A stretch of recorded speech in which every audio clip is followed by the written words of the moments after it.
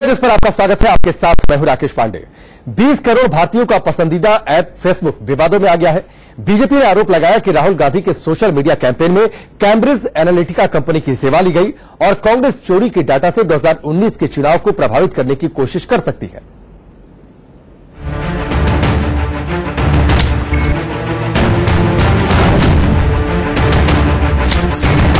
Facebook पर किसी को लाइक करने से पहले सावधान रहिएगा। फेसबुक पर किसी को फॉलो करने से पहले 10 बार सोचिए।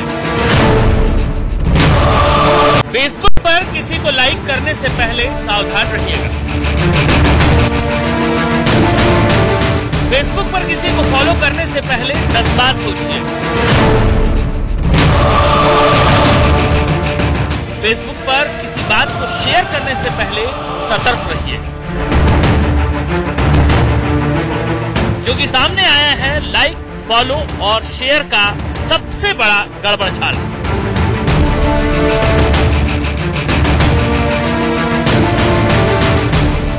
आपके पसंदीदा फेसबुक पर हो रहा है वोट फिक्सिंग का खेल।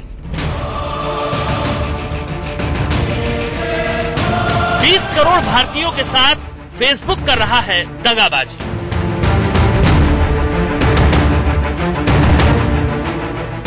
करोड़ फेसबुक यूजर्स का डेटा चुराकर अमेरिका में राष्ट्रपति चुनाव में इसे गलत इस्तेमाल करने का भांडा फूटने के बाद मचा हड़कंप भारत तक पहुंच गया है।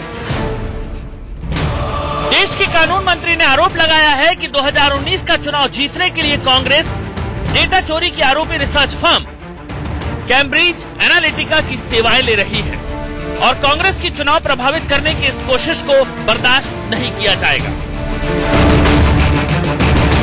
कांग्रेस पार्टी ने एक चीफ डेटा एनालिटिक अपने को अपॉइंट किया है।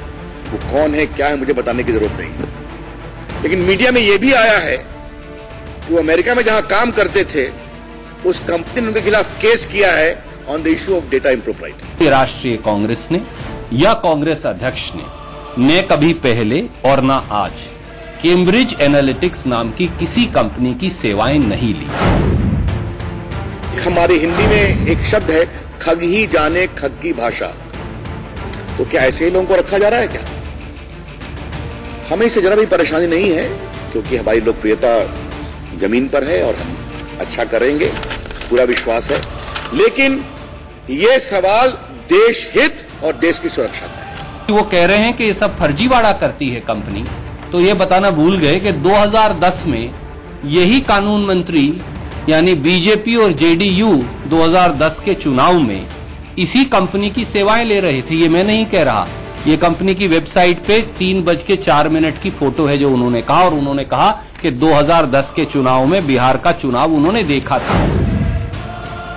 लेकिन सोशल मीडिया का दुरुपयोग कर अवांछनीय तरीकों से चुनाव को प्रभावित करने के प्रयास को न तो हम उसको टॉलरेट करेंगे और न ही उसे परमिट करेंगे। झूठे कानून मंत्री जो आए दिन झूठ परोसते हैं, भारतीय जनता पार्टी की झूठ की फैक्ट्री से एक नया फेक प्रोडक्ट निकाल कर लाए हैं। आए दिन एजेंडा बदलने के लिए झूठी प्रेस कॉन्फ्रेंसेस, झूठा एजेंडा, झूठे स्पिन डॉक्टर और झूठे बयानात। अब ये भाजपा और एक कानून रहित कानून मंत्री का चाल चेहरा और चरित्र बन गए हैं। अब सवाल है कि क्या फेसबुक का चोरी किया हुआ डाटा वोट भी दिला सकता है? बीजेपी ने इसी मुद्दे को उठाकर कांग्रेस को कटघरे में खड़ा किया है, लेकिन कांग्रेस का कहना है कि बीजेपी फेक न्यूज की फैक्ट्री चला रही है।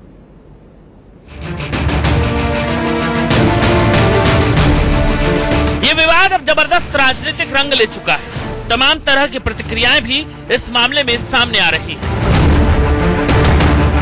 उन्होंने जवाब में भारतीय जनता पार्टी और जनता दल यूनाइटेड पर ही आरोप लगा दिया है। लेकिन मुझे लगता है कांग्रेस को निश्चित तौर पर जो सवाल खड़े हुए हैं उस पर तथ्यों को पूरे विवरणी के साथ देश के साथ साझा करना चाहिए। शंकर प्रसाद जी कहते हैं कि हमारे पास इतना मजबूत कानून है कि फेसबुक के ओनर को भी हम समन कर सकते हैं।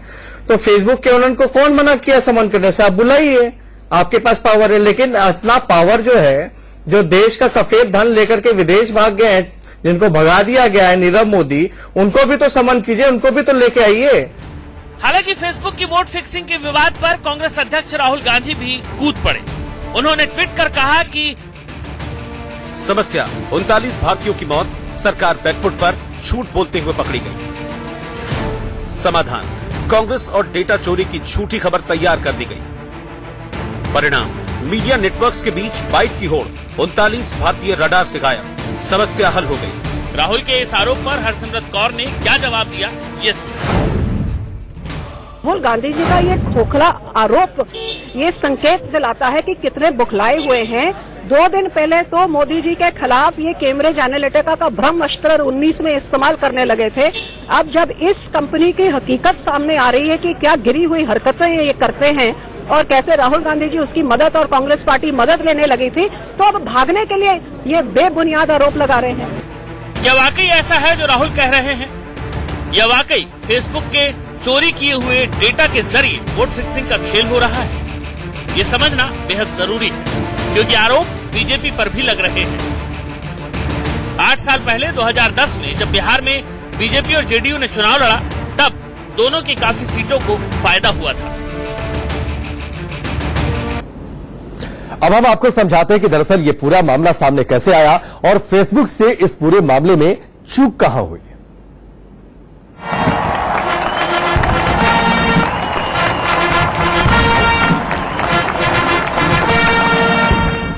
ट्रंप के पक्ष में समर्थकों की ये भीड़ और ये माहौल फेसबुक का फिक्सिंग कांड है।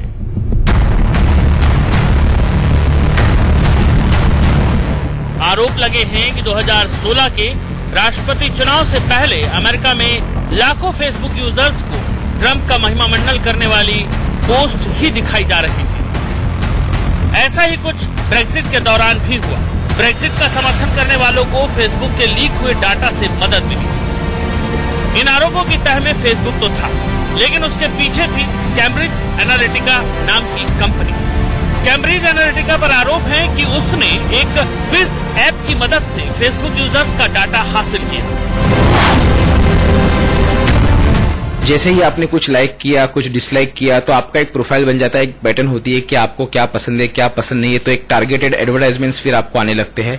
तो ये एनालिसिस इन्फॉर्मेशन जो यूजर बिहेवियर इसे कहते हैं, इसका काफी असर होता है। इसके कई सारे स्टडीज होते हैं। उसके लिए आपके लाइक्स, डिसलाइक्स, प्रेफरेंस, उसकी पूरी एनालिसिस करने के बाद आपके डिसीजंस क्या हो सकते हैं, उसका भी एक स्टडी किया जा सकता है। इस ऐप का इस्तेमाल करने वाले लोगों के फेसबुक मित्रों तक भी कैम्ब्रिज एनालिटिका पहुंच गई। फ्रेंड लिस्ट में शामिल इन यूजर्स से पूछे बिना कैम्ब्रिज एनालिटिका ने उनका फेसबुक डाटा हासिल किया और इस तरह कुल 5 करोड़ लोगों के डाटा में सेंधमारी कर दी गई।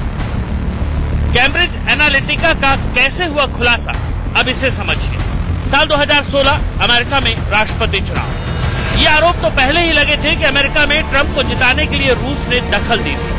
ट्रंप की प्रतिद्वंदी उम्मीदवार हिलेरी की रणनीतियों को हैक करके ट्रंप को भेजा गया था और उसके बाद सोशल मीडिया के जरिए ट्रंप के पक्ष में माहौल बनाया गया। 17 मार्च 2018 गार्डियन और न्यूयॉर्क टाइम्स ने खबर छापी कि कैम्ब्रिज एनालिटिका ने 2014 में 5 करोड़ फेसबुक यूजर्स का डेटा गलत तरीके से हासिल किया और इसकी जानकारी फेसबुक को थी, लेकिन फेसबुक ने अपने यूजर्स को सतर्क नहीं किया। 18 मार्च 2018 फेसबुक ने एनालिटिका को अपने प्लेटफॉर्म से सस्पेंड कर दिया और सफाई दी कि 2015 में ही उसका ऐप बंद कर दिया गया था। फेसबुक की तरफ से कहा गया कि एनालिटिका ने सारे डाटा डिलीट करने का भरोसा दिया, लेकिन उसने ऐसा किया नहीं। 19 मार्च 2018 ब्रिटिश चैनल 4 ने एनालिटिका के सीईओ अलेक्जेंडर निक्स का स्टिंग ऑपरेशन किया, जिसमें निक्स ने माना कि क्लाइंट को जिताने के लिए वो हर हथकंडा अपनाते हैं और इसी डेटा पर काम करने के चलते ट्रंप की जीत हुई। नहीं लगता है कि ये कोई नया मामला है, पुराना मामला है और डेटा चोरी बड़े पैमाने पर हो रही है और सरकारें कार्रवाई करने में विफल रही हैं। इस खुलासे के बाद एक दिन पहले यानी 21 मार्च को विवाद भारत पहुंच गया।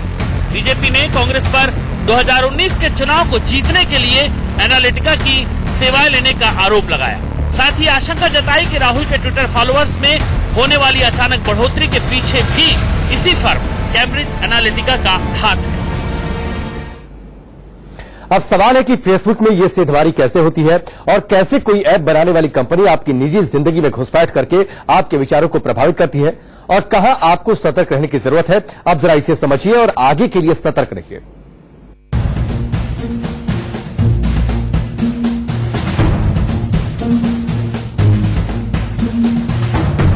आप आए दिन अपनी फेसबुक वॉल पर किसी न किसी ऐसे ऐप को देखते होंगे जो आपको ये बता रहा होगा कि आप पिछले जन्म में क्या थे, आपका सच्चा दोस्त कौन है, आपकी मौत कब होगी, अगले जन्म में आप कहां पैदा होंगे। ऐसे क्विज ऐप के जरिए ही आपका पर्सनल डाटा चोरी होने का खतरा रहता है। कैम्ब्रिज एनालिटिका ने भी यही किया। कैम्ब्रिज एनालिटिका एक वोटर प्रोफाइलिंग कंपनी है जो 2013 में अस्तित्व में आई। साल 2016 में इस कंपनी को अमेरिकी राष्ट्रपति चुनाव में डोनाल्ड ट्रंप के समर्थन में अभियान चलाने की जिम्मेदारी सौंपी गई। रॉबर्ट मर्सर नाम के निवेशक ने इस कंपनी को $15 मिलियन दिए। रॉबर्ट मर्सर का नाम 2016 के अमेरिकी राष्ट्रपति चुनाव में रिपब्लिकन पार्टी के लिए अभियान चलाने में आया।